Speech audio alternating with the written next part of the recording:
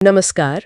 आज हम भारत के संविधान के एक काफी चर्चित और कभी-कभी विवादित पहलू पर बात करने वाले हैं, राष्ट्रपति शासन, जिसे अनुच्छेद 356 भी कहते हैं। जी, इसे स्टेट इमरजेंसी या कभी-कभी कॉन्स्टिट्यूशनल इमरजेंसी भी कहा जाता है। हाँ।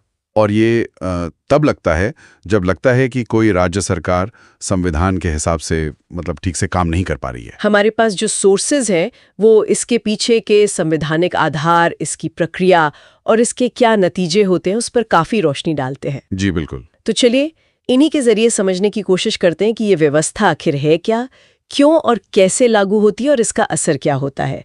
अनुच्छेद 355, 356, 365 इसमें अहम है। बिल्कुल। तो सबसे पहले ये लगता कब है, इसका आधार क्या है, किन हालात में केंद्र ये कदम उठा सकता है? देखिए, जो मुख्य आधार है वो अनुच्छेद 356 में ही है। वो कहता है कि अगर राष्ट्रपति को राज्यपाल की रिपोर्ट से या फिर किसी और तरह से भी। अच्छा, किसी और तरह से भी? हाँ, जरूरी नहीं कि राज्यपाल की रिपोर्ट ही हो। अगर उन्हें ये यकीन हो जाए, वो संतुष्ट हो जाएं कि राज्य में ऐसी स्थिति बन गई है कि सरकार संविधान के प्रावधानों के अनुसार नहीं चल पा रही, तो वो इसकी घोषणा कर सकते हैं।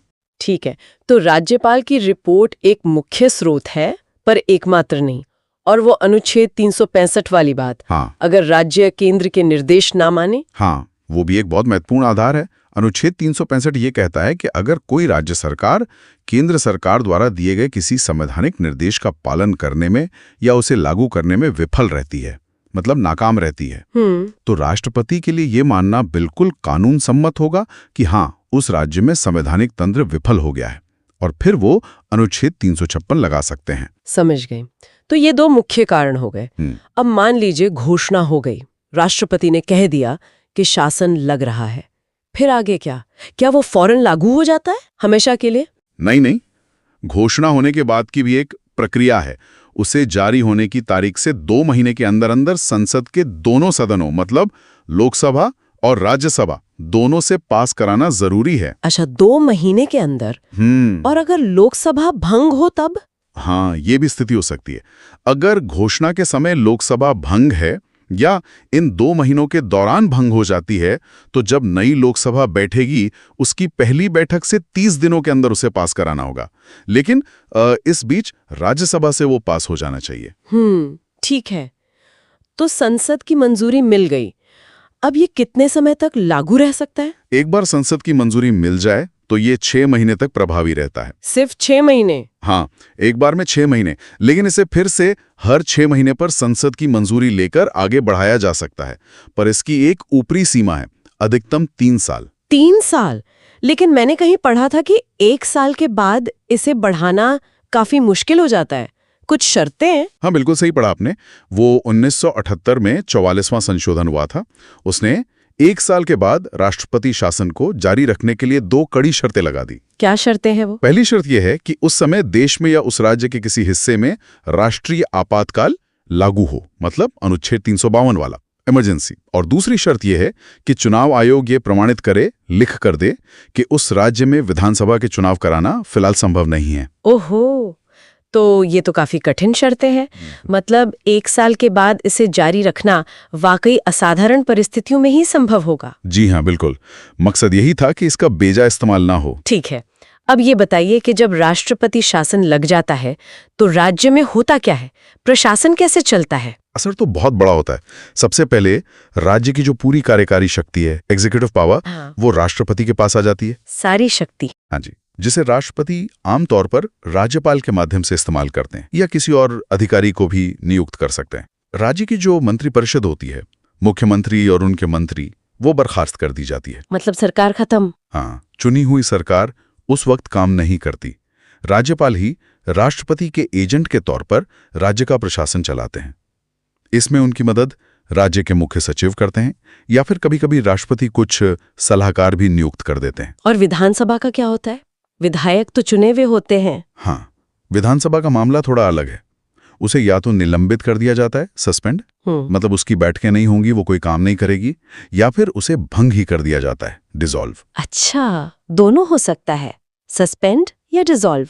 जी, और जब विधानसभा सस्पेंड या डिसॉल्व हो जाती है तो राज्य के लिए कानून बनाने की शक्ति किसके पास जाएगी?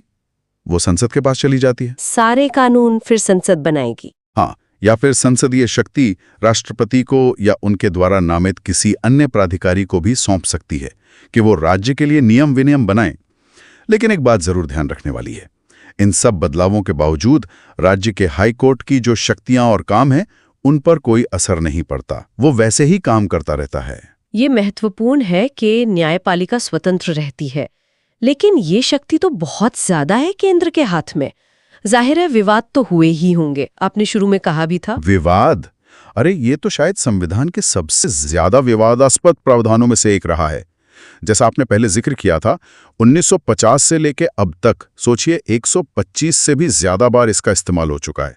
125 से ज्यादा बार? हाँ, और अनगिनत बार इस पर यह आरोप लगे हैं कि केंद्र सरकार ने इसका राजनीतिक दुरुपयोग किया है, मतलब अपनी पार्टी के फायदे के लिए या विपक्षी दलों की राज्य सरकारों को अस्थिर करने या गिराने के लिए इसका इस्तेमाल किया। आपको शायद याद हो, संविधान सभा में डॉक्टर बी.आर. अम्बेडकर ने तो उम्मीद जताई थी कि ये अनुच्छेद 356 एक मृत पत्र यानी डेड लेटर जैसा रहेगा, जिसका इस्तेमाल शायद ही कभी करने की नौबत आए। हाँ, मैंने भी पढ़ा है ये। फिर ऐसा हुआ नहीं? बिल्कुल नहीं हुआ, हकीकत तो बिल्कुल उलट निकली। तो क्या इसके गलत इस्तेमाल को रोकने के लिए मतलब कोई सेफगार्ड, कोई सुरक्षा उपाय भी बने हैं या बस केंद्र की मर्जी चलती है? नहीं, ऐसा नहीं है कि कोई उपाय नहीं है। वक्त के साथ खासकर न्यायपालिका के हस्तक्षेप से कुछ महत्वपूर्ण रोक लगी हैं। एक तो मैंने पहले बताया, 44वां संशोधन ने ये साफ किया कि राष्ट्रपति की जो संतुष्टि है, मतलब उनका ये मानना कि राज्य में संवैधानिक तंत्र विफल हो गया है, वो भी न्यायिक समीक्षा के दायरे में है। कोर्ट उसे जांच सकता है। अच्छा, यानी कोर्ट में चुनौती दी जा सकती है। जी, लेकिन जो सबसे बड़ा और निर्णायक मोड़ आया वो था 1994 का एस.आर. बोम्मई बनाम भारत संघ का मामला। ये लैंडमार्क केस माना जाता है। संघ की घोषणा पूरी तरह से न्यायिक समीक्षा के अधीन है, मतलब अदालतें इसे बारीकी से देख सकती हैं। दूसरी बात, केंद्र सरकार पर यह साबित करने का भार डाल दिया गया कि उनके पास घोषणा करने के लिए पर्याप्त और प्रासंगिक कारण मौजूद थे। हवाई बातों पर नहीं चलेगा, यानी सबूत देना होगा। बिल्कुल। और एक बहुत महत्वपूर्ण बात कही कोर्ट ने कि जब तक संसद के दोनों सदन उस घोषणा को मंजूरी नहीं देते, तब तक राज्य विधानसभा को भंग नहीं किया जा सकता, सिर्फ निलंबित रखा जा सकता है। अच्छा, ये बहुत बड़ा पॉइंट है। इससे चुनी हुई सरकार को एक मौका मिलता है।